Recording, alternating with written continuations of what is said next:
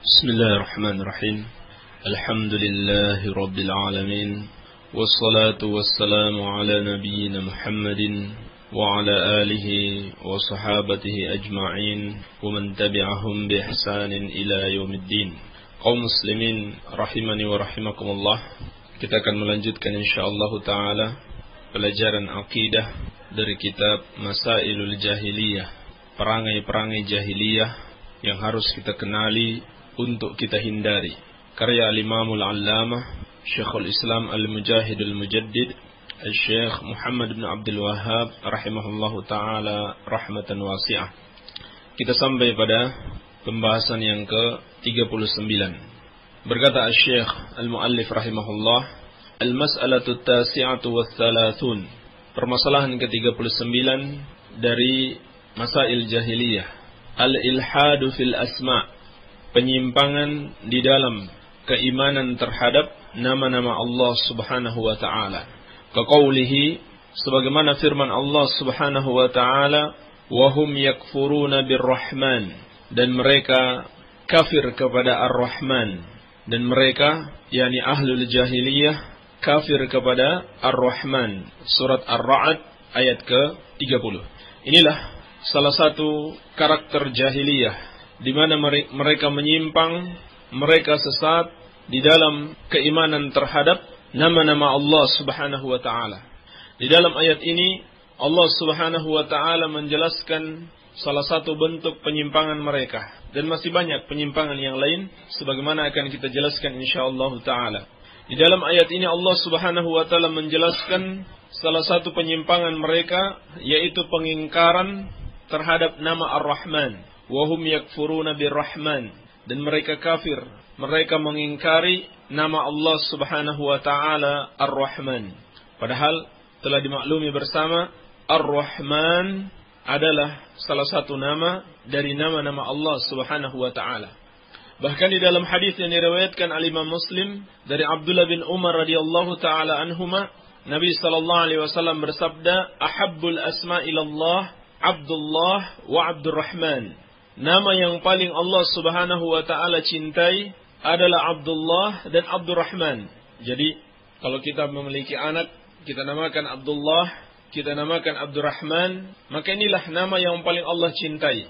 Nama yang paling Allah cintai dinamakan untuk manusia adalah Abdullah, kemudian Abdurrahman, yakni disandarkan kepada nama Allah. Hamba Allah Abdullah, hamba Ar-Rahman Abdurrahman, dan seterusnya, seperti Abdul Rahim, Abdul Razzaq, Abdul Muhsin, Abdul Khaliq, dan seterusnya dari nama-nama Allah subhanahu wa ta'ala. Ini adalah nama-nama yang paling dicintai oleh Allah subhanahu wa ta'ala. Tetapi orang-orang kafir di zaman jahiliyah, mereka mengingkari nama Ar-Rahman. Dan ayat ini turun ketika mereka menyatakan pengingkaran tersebut, yaitu pada kisah perjanjian Al-Hudaybiyah, sebagaimana yang diriwayatkan al-Imam Al-Bukhari, ketika Rasulullah sallallahu alaihi wasallam memerintahkan untuk ditulis Bismillahirrahmanirrahim sebagai awal dari perjanjian tersebut. Lalu ada seorang kafir Quraisy pada zaman tersebut, yakni Suhail bin Amr, dia mengingkari Ar-Rahman. Dia tidak mau ditulis dengan Bismillahirrahmanirrahim. Dia katakan, "Ma na'rifur Rahman illa Rahmanul Yamamah." Kami tidak tahu dengan Ar-Rahman. Artinya mereka ingkari. Yang kami tahu hanyalah Rahmanul Al-Yamamah. Rahman Al-Yamamah adalah Musailamah Al-Kadzab atau Musailimah Al-Kadzab, seorang nabi palsu yang juga bernama dengan nama Ar-Rahman. Dan ini hukumnya haram. Ar-Rahman termasuk nama khusus bagi Allah subhanahu wa ta'ala, tidak boleh dinamakan bagi makhluknya.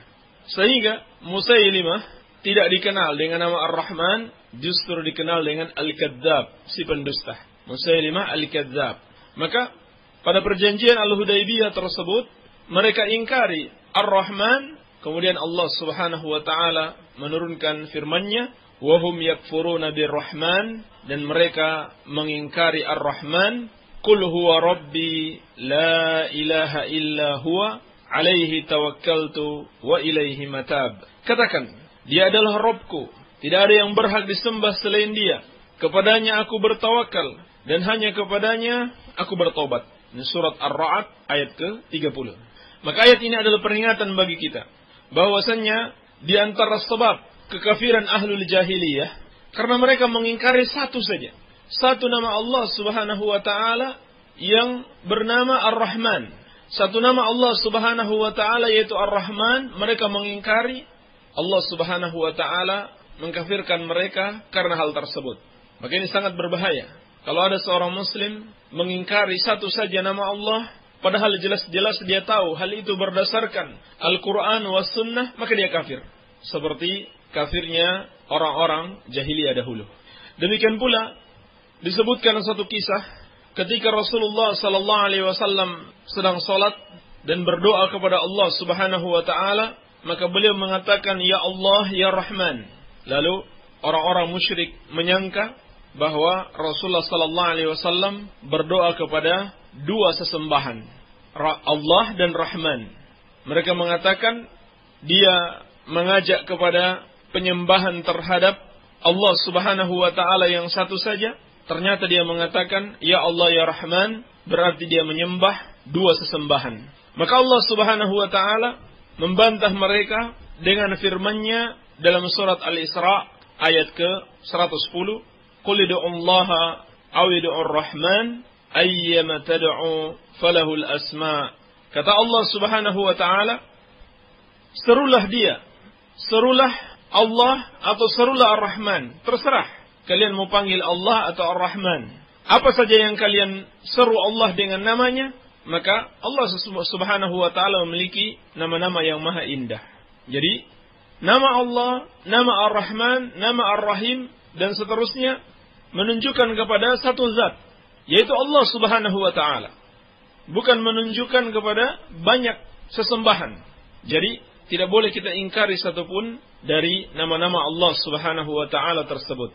Dan Allah tegaskan di dalam Al-Qur'an dalam surat Al-A'raf ayat ke-180, "Walillahil asma'ul husna fad'uuhu biha wa dharul ladzina yulhiduna fi asma'ihi sayujzauna ma kanu ya'malun."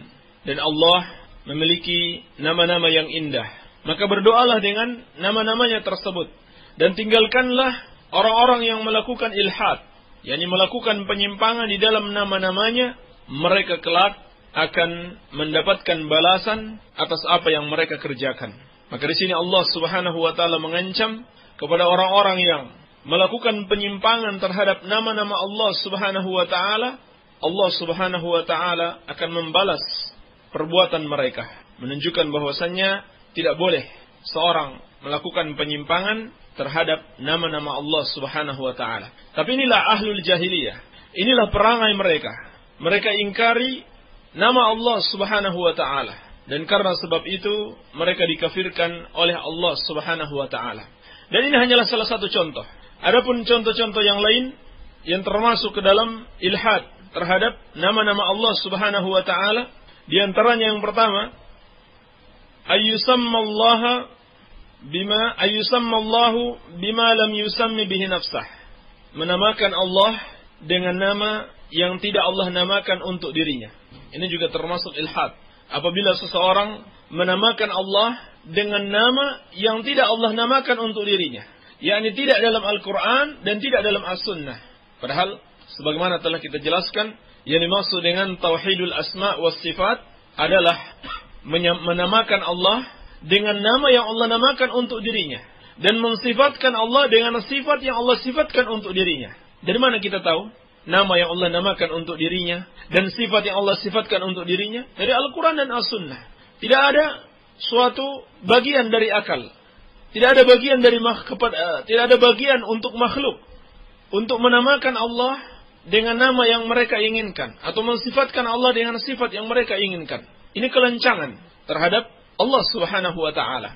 Jadi termasuk penyimpangan di dalam asma Allah, keimanan terhadap nama-nama Allah adalah menamakan Allah dengan nama yang tidak Allah namakan untuk dirinya. Seperti yang dilakukan oleh orang-orang filsafat, mereka namakan Allah dengan illatun fa'ilatun, sebab yang menciptakan, sebab yang mengadakan, atau dalam bahasa mereka causa prima katanya. Allah itu causa prima. Ini dusta. Ini tidak benar, ini lancang. Katakan Al-Khaliq, Allah Al-Khaliq. Ini yang Allah namakan untuk dirinya dalam Al-Quran. Allah Al-Khaliq, Allah pencipta. Demikian pula orang-orang Nasrani menamakan Allah dengan Aban, Al-Ab atau Bapak. Ini kelancangan. Dari mana mereka namakan Allah dengan Bapak? Lalu mereka namakan Nabi Isa alaihissalam dengan anak. Ini lebih jelek lagi. Mereka namakan Allah dengan Bapak dan mereka anggap Allah Subhanahu wa taala memiliki anak.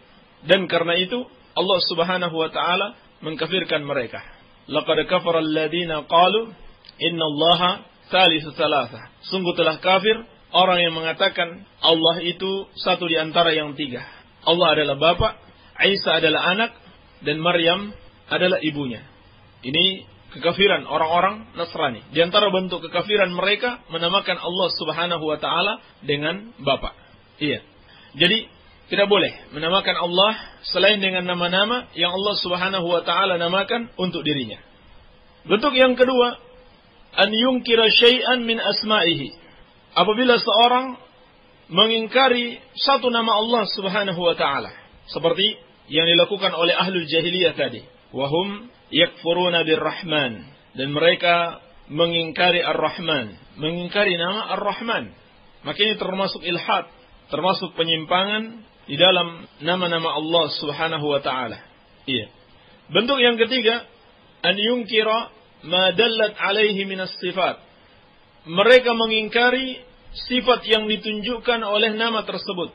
Jadi diakui suatu nama sebagai nama Allah, tapi mereka ingkari sifat yang terkandung di dalam nama tersebut. Mereka akui misalkan nama Ar-Rahman, tetapi mereka tidak percaya kalau Allah Subhanahu wa taala memiliki sifat rahmat, penyayang. Mereka ingkari, mereka akui nama Allah Subhanahu wa taala As-Sami', Maha mendengar. Tapi mereka tidak percaya kalau Allah Subhanahu wa taala memiliki sifat mendengar. Mereka akui Allah bernama Al-Alim, yang Maha berilmu, tetapi mereka ingkari sifat ilmu dalam diri Allah Subhanahu wa taala. Iya. Maka ini sesuatu yang bertentangan dengan syariat dan juga bertentangan dengan akal yang sehat. Bahkan makhluk, kalau disebut dia seorang yang alim, seorang yang berilmu, maka dia benar-benar berilmu. Apalagi Allah Subhanahu wa taala. Ilmu Allah meliputi segala sesuatu. Iya. Bentuk yang keempat dari penyimpangan terhadap nama-nama Allah Subhanahu wa taala, ayyuthbital asma lillahi was sifat lakin yaj'alaha dalatun 'ala tamtsil. Mereka menetapkan nama-nama dan sifat Allah Subhanahu wa taala, tetapi yaj'alaha dalatan 'ala tamtsil. Mereka menjadikan nama-nama dan sifat tersebut menunjukkan atas penyerupaan Allah dengan makhluk. Ini juga termasuk penyimpangan di dalam keimanan terhadap nama-nama Allah Subhanahu wa taala. Mereka akui Allah Subhanahu wa taala Al-Basir, memiliki nama Al-Basir, yakni Maha melihat. Berarti Allah memiliki sifat Al-Basar, melihat. Mereka akui Allah Subhanahu wa taala Al-Alim, berarti Allah Subhanahu wa taala memiliki sifat ilmu. Tetapi mereka samakan penglihatan Allah dengan penglihatan makhluk dan ilmu Allah dengan ilmu makhluk. Seperti telah kita jelaskan sebelumnya, orang-orang kafir dari kalangan ahlul jahiliyah, mereka anggap Allah Subhanahu wa taala tidak mengetahui kebanyakan yang mereka kerjakan. Atau mereka samakan Allah dengan makhluk dalam hal ilmu. Mereka yakini Allah tidak tahu sesuatu itu terjadi kecuali setelah terjadinya. Jadi mereka samakan Allah Subhanahu wa taala dengan makhluk yang tidak dapat mengetahui sesuatu kecuali setelah terjadinya. Ini termasuk penyimpangan di dalam asma wa sifat. Bentuk yang kelima dari penyimpangan terhadap nama-nama Allah Subhanahu wa taala, ayanqulaha ilal ma'budat. Mereka pindahkan nama-nama Allah kepada sesembahan-sesembahan mereka. Aw yushtaqu asma'un minha lil ma'budat, atau diambil nama-nama Allah Subhanahu wa taala bagi sesembahan mereka. Misalkan mereka namakan sesembahan mereka dengan Allah atau Al-Ilah, seperti yang dilakukan oleh orang-orang Nasrani terhadap Nabi Isa alaihissalam. Nabi Isa mereka namakan Allah. Kenapa? Karena menurut mereka dia sudah menyatu dengan Allah Subhanahu wa taala. Persis seperti keyakinan Sufiyah. Orang-orang Sufi menganggap makhluk dapat menyatu dengan Allah Subhanahu wa taala. Yang mereka sebut dengan wahdatul wujud, bersatunya wujud antara makhluk dengan Al-Khaliq. Maka orang-orang Nasrani menamakan Allah atau menamakan Nabi Isa alaihissalam dengan Allah. Maka Allah telah mengkafirkan mereka di dalam Al-Quran dikarenakan hal tersebut. Sebagaimana firman Allah, laqad kafara alladziina qalu innallaha huwal masih ibnu Maryam. Sungguh telah kafir orang-orang yang mengatakan Allah Subhanahu wa taala itu adalah Isa bin Maryam. Demikian pula ayyashtaqqa asma'a minha lil ma'budat. Ayyashtaqqa asma'an minha lil ma'budat. Mereka ambil dari nama-nama Allah Subhanahu wa taala bentuk-bentuk penamaannya, dirubah-rubah bentuknya bagi sesembahan mereka. Seperti penamaan Al-Lata dari kata Al-Ilah. Demikian pula Al-Uzza dari Al-Aziz. Kemudian Manat dari Al-Mannan. Ini semua adalah istiqaq min asma'illahi azza wa jalla. Ya. Jadi mereka ambil dari nama-nama Allah Subhanahu wa taala, kemudian mereka namakan kepada sesembahan mereka. Maka ini semua adalah ilhad, semuanya adalah penyimpangan yang dilakukan oleh orang-orang jahiliyah dahulu. Maka seorang mukmin haruslah benar-benar mengimani nama-nama Allah Subhanahu wa taala tanpa mengingkarinya, tanpa menolaknya, juga tanpa mentakwilkannya sampai keluar dari maknanya yang sebenarnya. Maka siapa yang mengingkari nama-nama Allah Subhanahu wa taala seperti Jahmiyah, berarti dia menyerupai kaum musyrikin di zaman jahiliyah. Demikian pula yang mengingkari makna-makna dari nama-nama Allah Subhanahu wa taala tersebut, walaupun mereka akui lafaz-lafaznya seperti kaum Mu'tazilah, maka berarti mereka serupa dengan ahli jahiliyah. Demikian pula mereka yang mengakui sebagian sifat Allah dan menolak sebagian sifat yang lain, seperti Asy'ariyah yang menetapkan sifat Allah itu hanya 20 menurut mereka, berarti mereka sama dengan ahlul jahiliyah. Mereka sama dengan ahlul jahiliyah. Jadi yang namanya sifat 20 itu bukanlah akidah ahlus sunnah wal jamaah. Walaupun sudah tersebar pengajarannya di seluruh negeri bahwa katanya sifat Allah itu ada 20. Itu tidak benar. Sifat Allah sangat banyak. Sebab nama Allah Subhanahu wa taala juga sangat banyak. Dan setiap nama Allah menunjukkan sifat Allah. Tetapi tidak setiap sifat Allah menunjukkan nama Allah. Kalau begitu, sifat lebih banyak daripada nama. Sebab setiap nama menunjukkan sifat Allah, namun tidak setiap sifat menunjukkan nama Allah Subhanahu wa taala.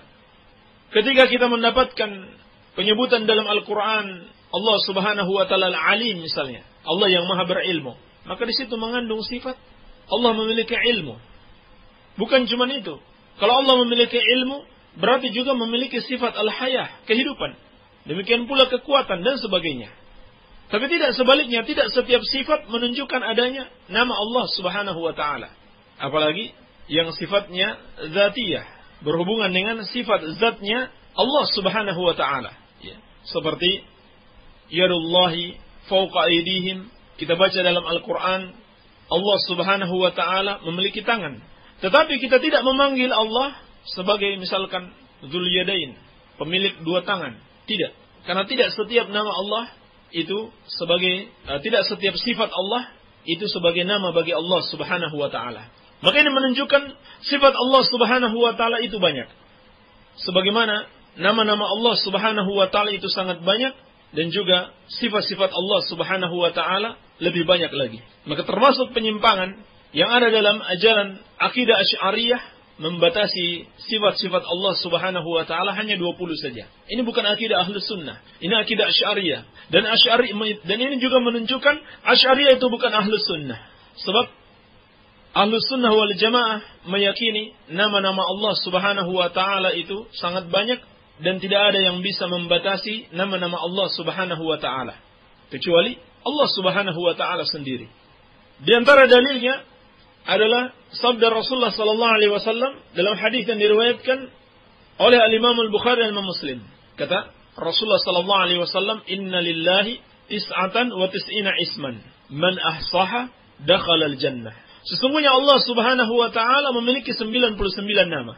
Barang siapa yang menghafalnya, maka dia akan masuk surga. Menghafalnya di sini maksudnya adalah mengamalkan kandungannya, maka dia akan masuk surga. Kalau kita ambil hadis ini saja dari zahirnya 99 nama, berarti minimal Allah memiliki 99 sifat. Bagaimana bisa dikatakan sifat Allah hanya ada 20? Allah memiliki nama Al-Khaliq, berarti memiliki sifat Al-Khalqu. Allah memiliki nama Ar-Rahman, berarti memiliki sifat Rahmat. Allah memiliki nama Al-Alim, berarti memiliki sifat ilmu. Dan seterusnya. Setiap nama Allah mengandung sifat Allah. Adapun makhluk, terkadang namanya bagus, tapi sifatnya tidak bagus. Ada makhluk namanya Muhammad, Masya Allah, namanya bagus sekali, nama Nabi. Tapi penjahat. Ya. Bisa saja, ini makhluk. Tetapi Allah, jangan kita samakan dengan makhluk. Allah memiliki nama yang indah, nama yang bagus. Demikian pula sifat-sifat Allah benar-benar terkandung di dalam nama-namanya tersebut.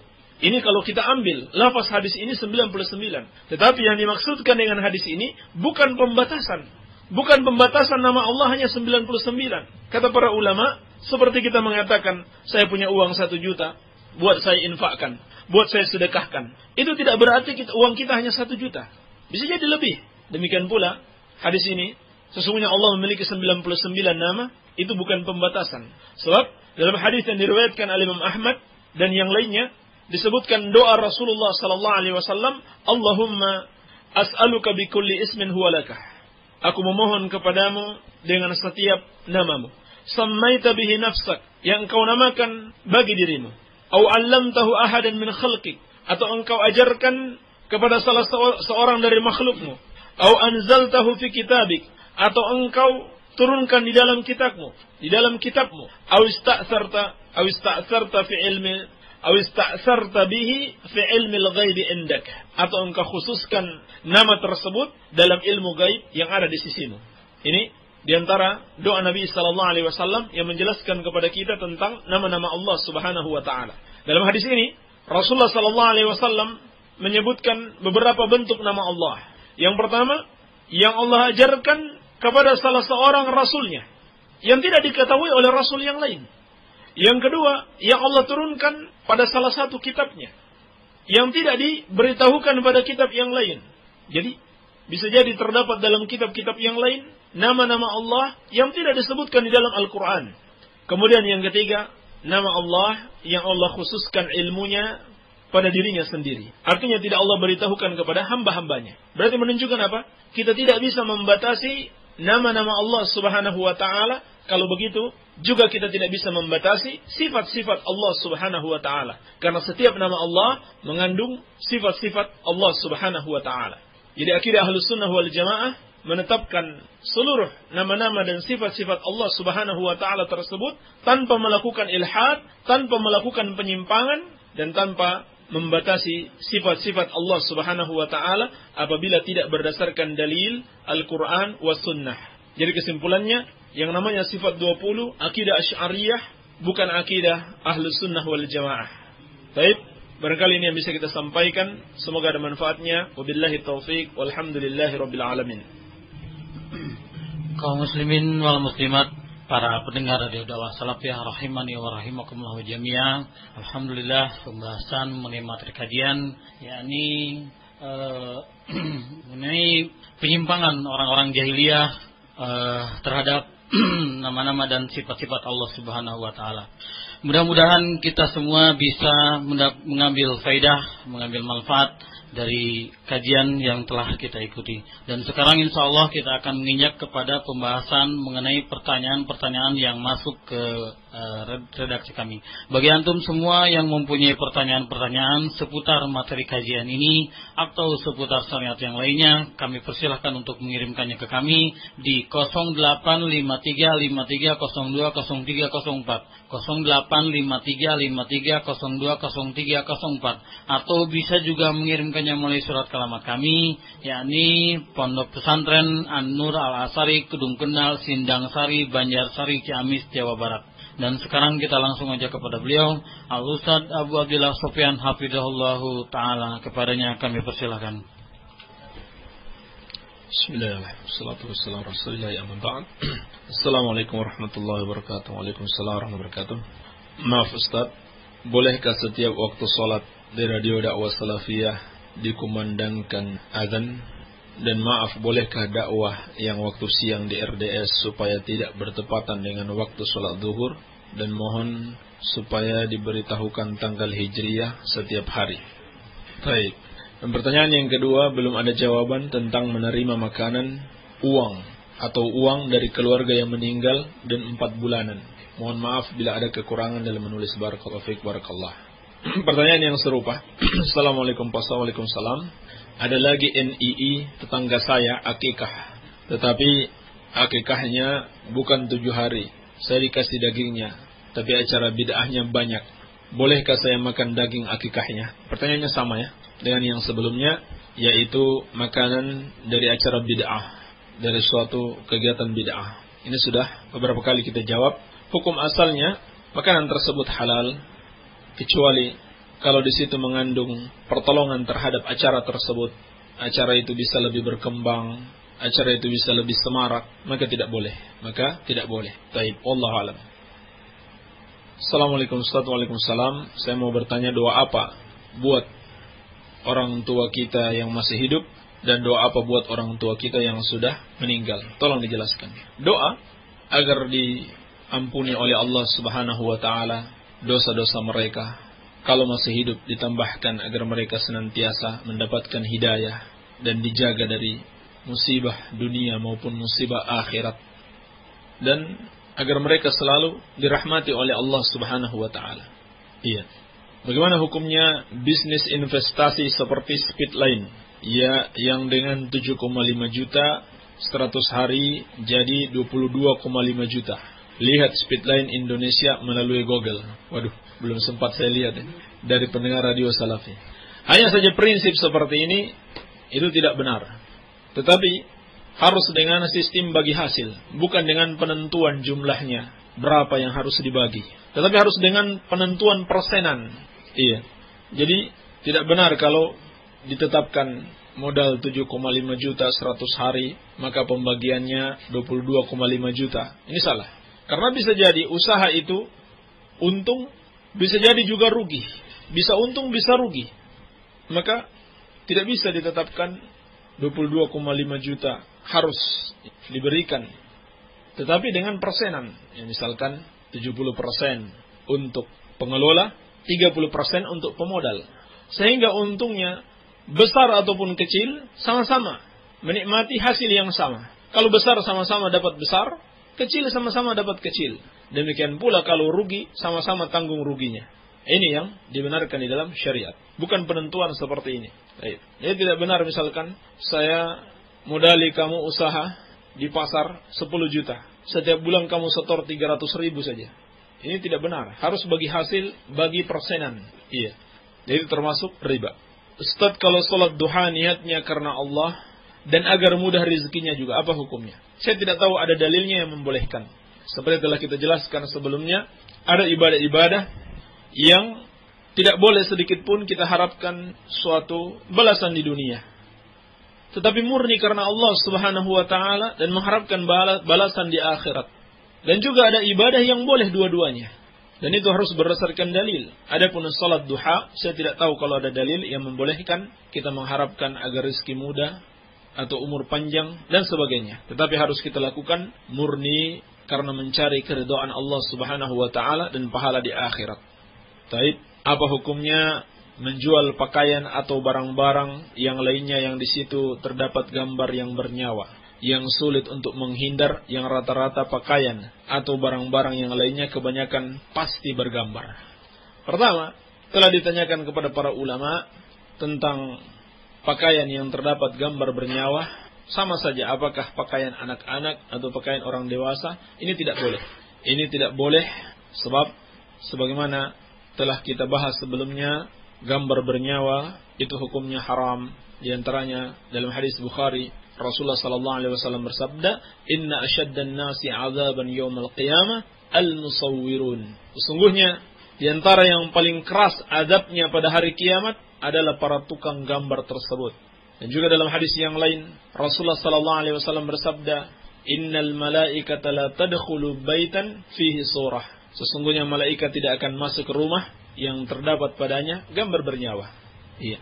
Kemudian yang kedua, dikatakan di sini sulit menghindar. Ini tidak benar, gampang saja menghindar. Kebanyakan pasti bergambar. Banyak, kita lihat saksikan sendiri banyak kok gambar yang tidak bernyawa. Kalau perlu, pesan dari pabrik. Pesan dari pabrik, pesan dari toko. Kalau tidak bisa pesan langsung dari pabrik, pesan di tokonya. Nanti toko yang pesan ke pabrik. Jadi, tidak benar kalau dikatakan sulit. Insya Allah, siapa yang berusaha untuk takwa kepada Allah, Allah akan mudahkan urusannya. Wa may yattaqillah yaj'al lahu makhraja wa yarzuqhu min haitsu la yahtasib. Barang siapa yang bertakwa kepada Allah, maka Allah akan berikan jalan keluar baginya. Dan dia akan diberi rezeki dari arah yang tidak disangka-sangka. Jadi, takwa kepada Allah Subhanahu wa taala, Allah akan berikan jalan keluar yang lain. Demikian pula Rasulullah SAW mengingatkan, "Man taraka syai'an lillah, awadahu Allahu khairan minhu." Barang siapa yang meninggalkan sesuatu karena Allah, Allah akan gantikan dengan yang lebih baik daripada itu. Apa benar? Ada hadis Rasulullah SAW mengatakan bahwa Rasulullah lebih suka makan dengan orang kafir daripada dengan ahli bid'ah. Kalau benar, tolong bacakan hadisnya secara rinci. Saya tidak tahu kalau ada hadisnya. Yang saya tahu dari ucapan para ulama. Di antaranya ucapan seorang tabi'ut tabi'in, Al-Fudail ibn Iyad, rahimahullahu ta'ala. Ucapan ulama salaf. Beliau pernah mengatakan, "Man jalasa ma'a sahibi bid'atin fahzarhu." Barang siapa duduk bersama pelaku bid'ah, maka hati-hati dengannya. Jadi, ulama melarang duduk dengan pelaku bid'ah. Siapa yang duduk dengannya pun harus hati-hati dengannya. "Wa man jalasa ma'a sahibil bid'ah lam yu'tal hikmah." Dan barang siapa yang duduk bersama pelaku bid'ah, dia tidak akan diberikan ilmu, tidak akan diberikan hikmah. "Wa uhibbu ayyakuna baini wa baina sahibi bid'atin hisnun min hadid." Dan aku ingin andaikan ada antara aku dengan pelaku bid'ah itu sebuah benteng dari besi. Lalu beliau mengatakan, "Akulu indal yahudi wan nasrani ahabbu ilayya min an akula inda sahibi bid'atin." Aku makan bersama orang Yahudi dan Nasrani itu lebih aku sukai dibanding makan bersama pelaku bid'ah. Kenapa? Karena diantaranya orang Yahudi dan Nasrani itu sudah jelas kafir. Jadi musuh yang jelas. Kalau pelaku bid'ah ini musuh dalam selimut. Kita menyangka dia teman, ternyata dia musuh yang dapat menyesatkan kita. Ini bahayanya. Ini sisi lebih bahaya pelaku bid'ah daripada orang-orang Yahudi dan Nasrani. Tapi bukan maksudnya mengatakan Yahudi dan Nasrani itu lebih baik daripada Muslim pelaku bid'ah. Bukan maksudnya. Bukan maksudnya itu. Tetapi mengatakan bahayanya. Kadang-kadang atau bahkan lebih sering pelaku bid'ah itu yang Muslim lebih berbahaya daripada orang-orang kafir. Iya. Karena mereka ini musuh dalam selimut yang menyesatkan banyak manusia. Kita sangka dia kiai, kita sangka dia ustadz, kita sangka dia dai, padahal dia mengajak kepada kesesatan. Kalau orang-orang Nasrani, Yahudi jelas, ini tidak bisa kita ikuti sehingga orang tidak mudah disesatkan oleh Yahudi dan Nasrani. Baik, Assalamualaikum Ustaz. Waalaikumsalam. Mohon disampaikan ilmu al-wala wal bara. Al-wala itu artinya loyalitas dan kecintaan. Sedangkan al-bara sebaliknya, permusuhan dan kebencian. Al-wala seorang muslim hanyalah bagi Allah, bagi Rasulnya dan kaum mukminin, bukan kepada sesembahan selain Allah, bukan pula kepada orang-orang yang menyembah selain Allah tersebut. Sebaliknya, seorang muslim harus bara, harus berlepas diri, harus membenci dan memusuhi segala sesuatu yang disembah selain Allah dan para penyembahnya. Ini yang dimaksud dengan al-wala wal bara. Dan ini termasuk bagian dari keimanan. Bagian dari keimanan yang sangat penting sekali. Allah Subhanahu wa taala berfirman, "La yattakhidhul mu'minuna al-kafirina awliya min dunil mu'minin." Tidaklah pantas atau janganlah kaum mukminin itu menjadikan orang-orang kafir sebagai kecintaan-kecintaan mereka selain daripada orang-orang yang beriman. Jadi, ini ringkasnya tentang al-wala wal bara. Kecintaan seorang mukmin hanya bagi Allah, Rasulnya, dan kaum mukminin. Sedangkan kebenciannya kepada kesyirikan dan para pelaku kesyirikan tersebut. Kemudian, apa hujjah untuk pernyataan sebagai berikut? Dalil-dalil yang menyatakan haram hukumnya memberontak penguasa itu tidak dapat diterapkan di Indonesia, tetapi hanya untuk negara-negara yang menggunakan hukum Islam. Jika tidak barak kepada pemerintah Indonesia yang tagut, maka seperti golongan mereka juga. Kita katakan pertama, Rasulullah sallallahu alaihi wasallam telah mengabarkan kepada kita akan datangnya para penguasa yang tidak menerapkan hukum Islam. Tetapi bersamaan dengan itu Rasulullah sallallahu alaihi wasallam tetap memerintahkan kita untuk taat kepada mereka. Banyak sekali hadis, di antaranya dalam As-Sahihain dari Abdullah bin Abbas radhiyallahu taala anhuma, Nabi sallallahu alaihi wasallam bersabda, "Man ra'a min amirihi syai'an yakrahuhu falyasbir alaihi." Barang siapa melihat suatu kemungkaran yang dilakukan oleh pemimpinnya yang tidak dia sukai, maka hendaklah dia bersabar. Sekarang kita tanyakan, kemungkaran itu syariat Islam atau bukan? Bukan syariat Islam. Berarti Nabi sallallahu alaihi wasallam telah mengabarkan akan adanya pemimpin yang tidak berhukum dengan syariat Islam. Kata Nabi sallallahu alaihi wasallam, hendaklah bersabar. Fa innahu man farakal jama'ata shibran famata illa mata mitatan jahiliyah. Karena sesungguhnya siapa yang menyelisihi al-jamaah, berpisah dengan al-jamaah, yakni memberontak sejengkal saja, kemudian dia mati, maka dia mati seperti mati jahiliyah. Bagaimana dengan hadis ini? Yang mengabarkan akan datangnya pemimpin yang tidak berhukum dengan hukum Islam. Tapi Rasulullah menyatakan, hendaklah bersabar. Karena kalau kita memberontak kepadanya, sejengkal saja, lalu kita mati, maka mati jahiliyah. Demikian pula, di dalam As-Sahihain dari Abdullah bin Mas'ud radhiyallahu ta'ala anhu. Nabi sallallahu alaihi wasallam bersabda, "Innakum satarawna ba'di atharatan wa umuran tunkirunaha." Sesungguhnya kalian akan melihat sepeninggalku kecurangan-kecurangan pada pemimpin kalian dan kemungkaran-kemungkaran yang kalian ingkari. Telah dikabarkan oleh Rasulullah sallallahu alaihi wasallam akan ada pemimpin yang keluar dari syariat Islam, berbuat curang, korupsi, berbuat kemungkaran, dan bahkan hal ini benar-benar disaksikan oleh para sahabat seperti Al-Hajjaj bin Yusuf. Al-Hajjaj bin Yusuf, salah seorang gubernur di zaman Yazid bin Muawiyah, itu benar-benar zalim, membunuh para ulama, luar biasa. Apakah kita katakan membunuh ulama itu syariat Islam? Maka kata Rasulullah sallallahu alaihi wasallam, memang akan datang kepada kalian pemimpin-pemimpin yang seperti ini. Bahkan dalam riwayat yang lain dikatakan, "Qulubuhum qulubu syayatin fi jusmani ins." Hati mereka hati setan di dalam jasad manusia. Coba, bagaimana buruknya pemimpin seperti ini. Kata Rasulullah, hati mereka hati setan, tetapi jasad manusia cuma hati-hati setan. Apakah yang dikatakan pemimpin yang menegakkan syariat Islam? Tidak. Maka sahabat bertanya, qalu ma ta'muruna ya Rasulullah? Apa yang kau perintahkan kepada kami ya Rasulullah? Apakah memberontak ataukah diam saja? Maka Rasulullah bersabda, addu ilaihim haqqahum wasalullaha haqqakum. Kata Rasulullah sallallahu alaihi wasallam, tunaikan hak mereka, para pemimpin ini, yakni taat, dengar dan taat dalam masalah yang ma'ruf, bukan suatu kemaksiatan, dan minta kepada Allah hak kalian. Jadi Rasulullah sallallahu alaihi wasallam merintahkan kita tetap mendengar dan taat, jangan memberontak kepada pemimpin walaupun zalim. Andaikan benar zalim seperti yang mereka tuduhkan kepada pemerintah kita. Andaikan benar zalim, maka tetap dengar dan taat, dan kita minta kepada Allah hak kita. Ini yang diperintahkan oleh Rasulullah sallallahu alaihi wasallam. Iya. Demikian pula dalam hadis yang diriwayatkan Imam Muslim dari Wa'il bin Hujr. Qulna ya Rasulullah, araita in kana alaina umara yamna'una haqqana wa yas'aluna haqqahum. Kata para sahabat, ya Rasulullah, bagaimana pendapatmu kalau muncul di tengah-tengah kami para pemimpin yang tidak memberikan hak-hak kami, mereka hanya meminta hak-hak mereka? Apakah ini pemimpin yang menerapkan syariat Islam? Tidak. Dia hanya meminta haknya dan dia tidak menunaikan hak rakyatnya. Ini bukan pemimpin yang menerapkan syariat Islam. Lalu ditanya kepada Rasulullah sallallahu alaihi wasallam, bagaimana menyikapi mereka? Faqala isma'u wa ati'u. Kata Rasulullah sallallahu alaihi wasallam, dengar dan taat. Fa inna ma 'alaihim ma hummilu wa 'alaikum ma hummiltum. Karena sesungguhnya dosa mereka yang tanggung dan dosa kalian yang tanggung. Jadi urus saja diri sendiri.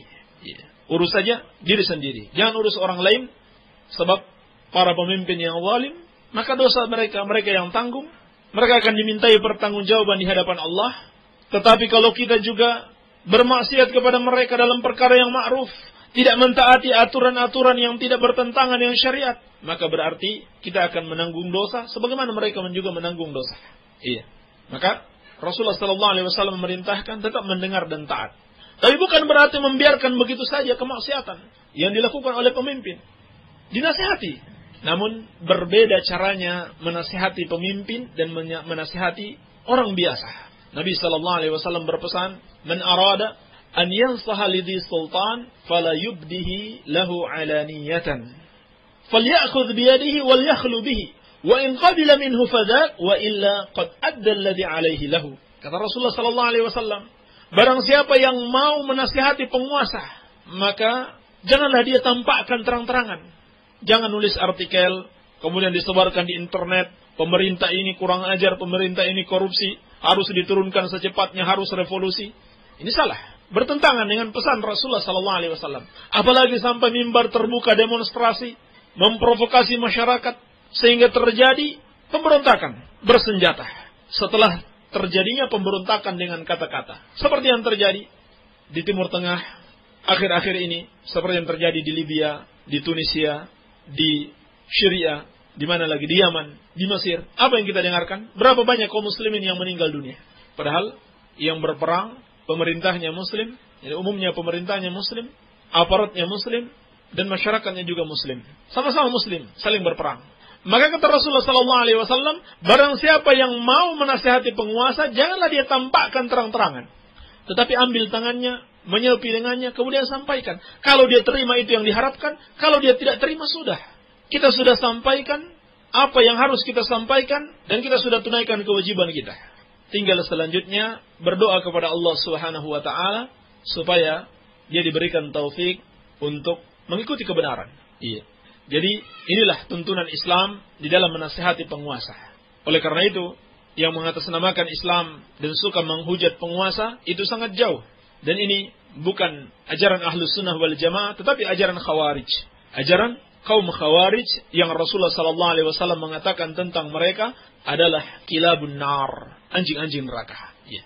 Oleh karena itu hendaklah kita berhati-hati, jangan sampai mengikuti penyimpangan ini. Ini bukan sembarang penyimpangan. Ini adalah penyimpangan yang dapat menyebabkan seseorang itu keluar dari Ahlus Sunnah wal Jamaah. Barangkali ini saja yang bisa kita sampaikan. Semoga ada manfaatnya. Lebih dan kurangnya saya mohon maaf. Subhanakallahumma bihamdika asyhadu an la ilaha illa anta astaghfiruka wa atubu ilaik. Wa sallallahu ala nabiyyina Muhammadin wa alihi wasallam. Walhamdulillahirabbil alamin.